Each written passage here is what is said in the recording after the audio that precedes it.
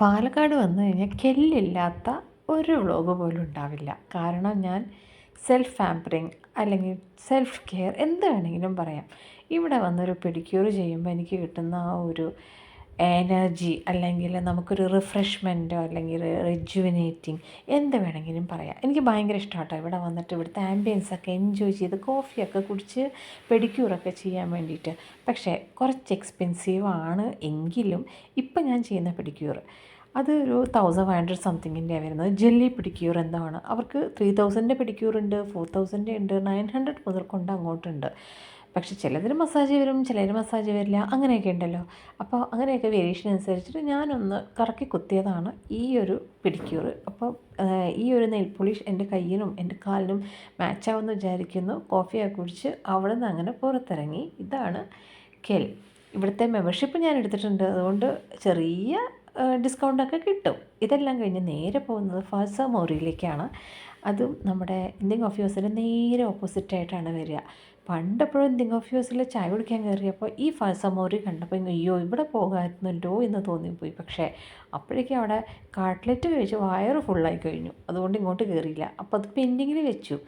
അതായത് നമ്മുടെ വിഷ് ലിസ്റ്റിൽ ഇട്ട് വെച്ചിരിക്കുകയായിരുന്നു, അല്ലെങ്കിൽ നമ്മുടെ ബക്കറ്റ് ലിസ്റ്റ് ഇട്ട് വെച്ചിരിക്കുകയാണെന്ന് വേണമെങ്കിൽ പറയാം.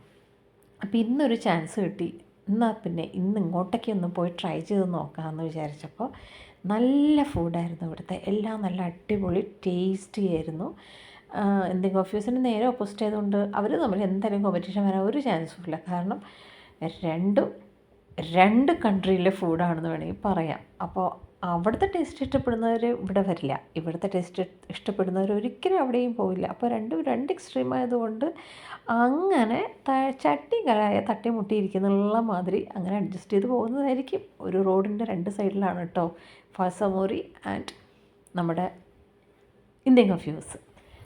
അപ്പോൾ സാധനങ്ങളെല്ലാം പറഞ്ഞ് ഞാൻ ഇങ്ങനെ വെയിറ്റ് ചെയ്തിരിക്കുകയാണ്. അപ്പോൾ ഞാൻ മെനു കാർഡ് എടുത്ത് നോക്കി. ഈ ഒരു ഐറ്റവും ലബാൻ ഒന്നും ഞാൻ എടുത്തിരുന്നില്ല, കാരണം ഇതൊന്നും പ്രോപ്പർ ടേസ്റ്റ് കിട്ടാൻ ചാൻസ് ഇല്ല എന്നാണ് എൻ്റെ ബ്രദർ പറഞ്ഞത്, അതുകൊണ്ട് അതെടുത്തില്ല. പിന്നെ മെനു കാർഡ് നോക്കിക്കഴിഞ്ഞപ്പോൾ ഇഷ്ടം പോലെ ഐറ്റംസ് ഉണ്ട്.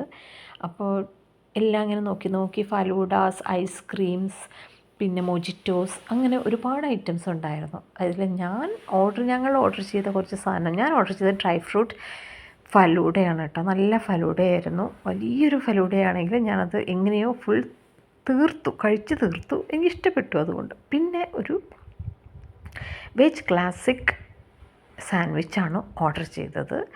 പിന്നെ ഒരു വെജിറ്റ റാപ്പ്, എല്ലാം നന്നായിരുന്നു ചിക്കൻ്റെ. പിന്നെ ഇതാണ് ഡൈനാമിക് പ്രോൺസ്. ഇത് ഞാൻ നേരത്തെ അപ്പ് ടൗണിലും കഴിച്ചിട്ടുണ്ടായിരുന്നു. അപ്പോൾ ഇതേ മോഡലിലാണ് അവരും സെർവ് ചെയ്തിരുന്നത്. ഇതും നല്ല ടേസ്റ്റ് ഉണ്ടായിരുന്നു. പിന്നെ ഈ ഒരു വെജ് ക്ലാസിക് സാൻഡ്വിച്ച് നല്ല ടേസ്റ്റ് ഉണ്ടായിരുന്നതുകൊണ്ട് നമ്മൾ റിപ്പീറ്റ് ചെയ്ത് ഒന്നും കൂടെ വാങ്ങിയിട്ടുണ്ടായിരുന്നു. അപ്പോൾ ഇതൊക്കെയാണ് ഞങ്ങൾ ഓർഡർ ചെയ്ത് കഴിച്ച മെനു.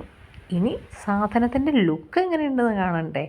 ഇതാ നമ്മുടെ ഫലൂഡയുടെ ആ ലുക്ക് കണ്ടോ, കൊടയൊക്കെ വെച്ചിട്ട് നമ്മൾ സാധാരണ എല്ലാവരുടെയും കാണുന്ന അതേ രൂപത്തിലും ഭാവത്തിലും തന്നെയാണ് ഇപ്രാവശ്യം ഫലൂഡ വന്നിരിക്കുന്നത്.